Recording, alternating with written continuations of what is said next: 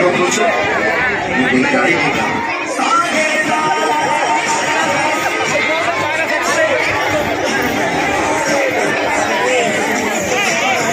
జీవితంలో చాలా గొప్పవాడిపోతుంది.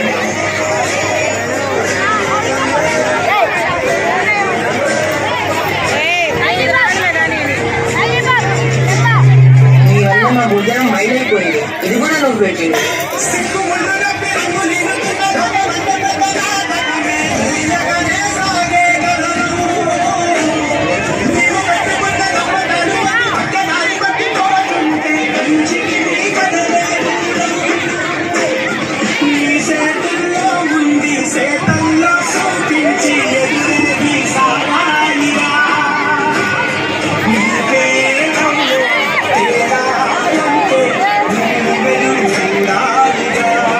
చాలా దాహంగా ఉంది. తాగడానికి మంచినీళ్ళు ఇస్తారా? ఇలాంటి వాళ్ళకి అదిగో ఆ మురికి నీళ్ళే, వెళ్ళి తాగు.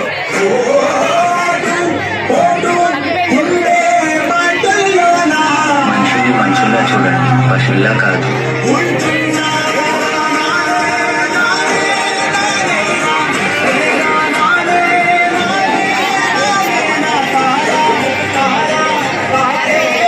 నువ్వు ఎవరికీ తలవంచకూడదు. నీ చదువు నీ మార్గం కావాలి, విజ్ఞానమే నీ ధనం కావాలి. నీ వాళ్ళ కోసం నువ్వు ఒక దీపంలా నిలవాలి. నీ ముఖానికి రాజ్యాంగం కావాలి. ఇప్పటి నుంచి నీ ఇంటి పేరు నా ఇంటి పేరు. అందరూ నిన్ను అంబేద్కర్ అని పిలవాలి. సరేనా దుర్గా? సాయంతో విదేశాల్లో చదువు పూర్తి చేసి ఎన్నో ఘనతలు సాధించి తిరిగి వస్తారు.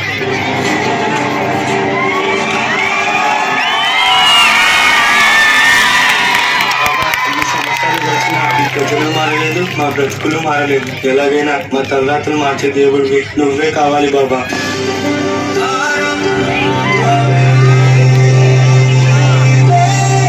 నా ప్రజల కోసం ఎంత కష్టమైనా పోరాడతాను.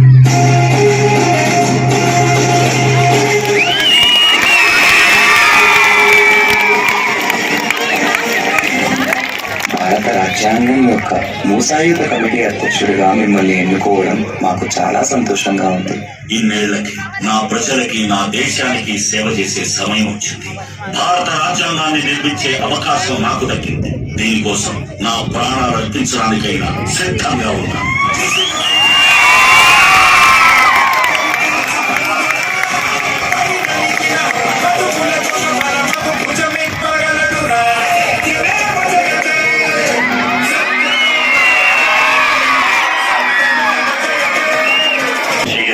ఎందుకంటే ప్రతి భారతీయుడి గుండెపై జలగని ముద్ర వేసిన మహనీయుడు ఆయన. అందరి కలలు కన్నది ఆయన కలం. బడుగుల కోసం ధ్వనించింది ఆయన గళం. భారతదేశంలో రాజ్యాంగం ఉన్నంత వరకు ఆయన మన మధ్య.